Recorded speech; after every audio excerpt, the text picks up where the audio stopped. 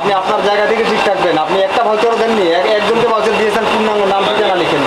কি আপনার এখানে এক রেট, এখানে এক রেট, আর ওই গোড়া থেকে যেখান থেকে দিয়েছেন তারা বললো আরেক রেট। এটা কি ছেলে খেলা? বাজারটা নিয়ে আপনারা কি মোয়া বানাচ্ছেন? আরেক ব্যক্তি ব্যবসাটা করে নিচ্ছে, নকল ব্যবসাটা কেন? আপনি কেন তারে প্রফিট করে দিবেন? আপনি তো চাইলে রহমান থেকেও মাল কিনতে পারেন। দর্শক অনারা চলে যে বস্তাগুন দেখতে লাগুন, এগুন বস্তা দেখতে একই হইলেও আসলে বস্তার ভিতর চাইলগুন আলাদা। খালি বস্তাগান আসল কোম্পানির আর চাইল বড়া বস্তাগান নহয়। আর এভাবেই বিভিন্ন কোম্পানির বস্তায় নিজেরা চাইল বস্তাজাত গড়ি বেচে নগরীর ফাঁকতলি বাজার।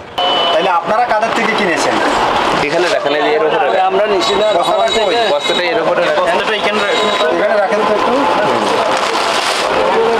এটা তো আমাদের হ্যাঁ, এইটা আমাদের মূলত নগরীর ফাঁকতলি রেলওয়ে বাজারত অবস্থিত মিসেস শাহপরান স্টোর নামে চাউলের পাইকারি দোকান। তারা বিভিন্ন কোম্পানির বস্তায় নিজেরা নিম্নমানের চাইল বস্তাজাত গড়িয়ে বেচেছিল, যার অভিযোগ ফাইরে তদারকিত আইরে সমান ফাই ভোক্তা অধিকার সংরক্ষণ অধিদপ্তর চট্টগ্রাম। আপনারা এটার কি চাল হবে, আপনারা সেটার মতো করে একটা চাল আপনাদের মতো করে দিয়ে দিলেন। দুঃখজনক, খুবই কষ্টের, এটা হয় না। এ সময় তারারে এসব অভিযোগের অপরাধে 1 লাখ টাকা জরিমানা করা হয় এবং বিভিন্ন কোম্পানির জব্দকৃত বস্তাগুন ফুরাইরে ধ্বংস করা হয়।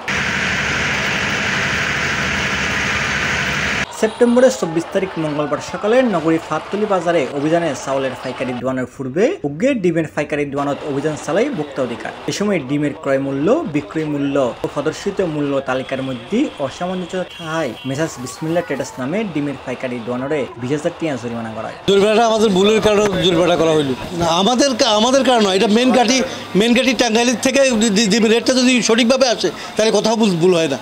ভুল আমরা জায়গার থেকে মেন গাড়ির থেকে ভুল হচ্ছে, মেন গাড়ির থেকে ভুলের কারণে ভুলের মাসুল আমরা দিতে হচ্ছে।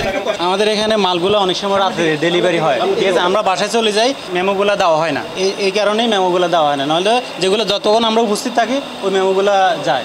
আমাদের স্টাফরা মেমোগুলো অ্যাকুরেট লিখতে পারে না, এই জন্য মেমোগুলো যায় না। এই অভিযান পরিচালনা করে ভোক্তা অধিকার সংরক্ষণ অধিদপ্তর চট্টগ্রামের উপপরিচালক ফয়জুল্লাহ, সহকারী পরিচালক আনিসুর রহমান ও রানা দেবনাথ। আপনারা দেখেছেন আমরা ডিমের প্রতিষ্ঠান সময়ে আমরা তদারকি কার্যক্রম করেছি, আর এর মধ্যে একটা প্রতিষ্ঠানকে আমরা বন্ধই পেয়েছি, এর আগের বারও বন্ধ পেয়েছি, আজকেও আমরা এসে এটাকে বন্ধ পেলাম। কেন বন্ধ করে ফেলেছেন আমরা জানি না। আর আরেকটা প্রতিষ্ঠানে আমরা দেখতে পেলাম যে ওনার মূল্য তালিকায় একটা রেট, আর ওনার কাছে যে ক্রয় ভাউচার সেই ক্রয় ভাউচারে একটা রেট, তারপরে উনি যার থেকে ক্রয় করেছেন ওনার সাথে আমরা ফোন করে জানলাম আরেকটা রেট। তার মানে এই পুরোটাই একটা গোজামিল একটা বিষয় উনি করে রেখেছেন। এখানে একটাবার উনি স্বীকারও করেছেন যে এই ক্রয় ভাউচারে উনি মূল্যটা এখান থেকে এস এম এস এর মাধ্যমে রেটটা পেয়ে উনি এখানে লিখেছেন, এবং ওনার অনেকগুলি ভাউচারে মূল্য লেখাই নেই। আর তদুপরি উনি যে ভাউচার দিচ্ছেন, উনি 83,000 ডিম বিক্রি করেন, 90,000 ডিম বিক্রি করেন প্রতিদিন, কিন্তু উনি ভাউচার দিচ্ছেন না। তাহলে ভাউচার না দিলে যাদের কাছে এই ডিমটা যাচ্ছে সাধারণ ভোক্তারা কিন্তু তাদের থেকে ডিম ক্রয় করবে। তারা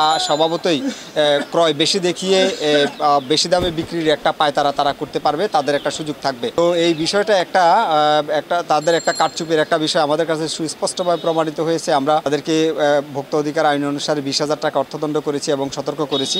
আর আপনারা দেখছেন এই চালের বাজারে, পাহাড়তলি বাজারে আমরা এসে দেখলাম যে এটা আসলে একটা তথ্যের ভিত্তিতে আমরা এসেছি যে একটা প্রতিষ্ঠানের চাল নকল করা হয়। একটা ব্র্যান্ড প্রতিষ্ঠান হাজি আব্দুর রহমান এরকম একটা প্রতিষ্ঠান নওগাঁর, তো সেই প্রতিষ্ঠানের চাল নকল করা হয়। আমরা এসে দেখলাম প্রথমে তারা অস্বীকারই করলেন যে এটা নকল করেননি, তাদের থেকে কিনেছেন 6 মাস আগে।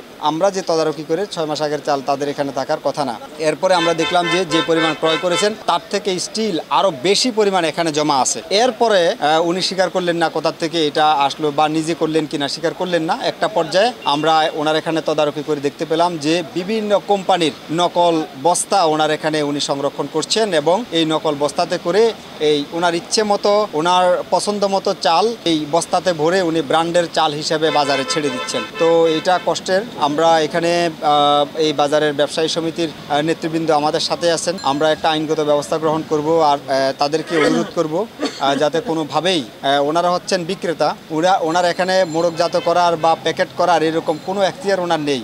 উনি শুধু বিক্রয় করবেন একটা প্রফিটের ভিত্তিতে, একটা লাভের ভিত্তিতে বিক্রয় করবেন। শুধু উনি না, এখানে আরও অসংখ্য ব্যবসায়ী আছেন। কেউ যদি এটা ভবিষ্যতে করে থাকে, নকল পণ্য আসল পণ্য হিসাবে বিক্রির অপচেষ্টা করে, তাহলে আমরা কঠোরভাবে আইনগত ব্যবস্থা গ্রহণ করব। বস্তায় চালের ওজনের ক্ষেত্রেও কম ছিল। শাহপুরান স্টোরকে নকল চাল বস্তা বিক্রি করা এবং ওজনে কারচুপি করার দায়ে আমরা 1 লক্ষ টাকা অর্থদণ্ড করেছি, আর এটাকে সতর্ক করেছি আমরা। আর বস্তাগুলি আমরা ডেস্ট্রয় করে দিব।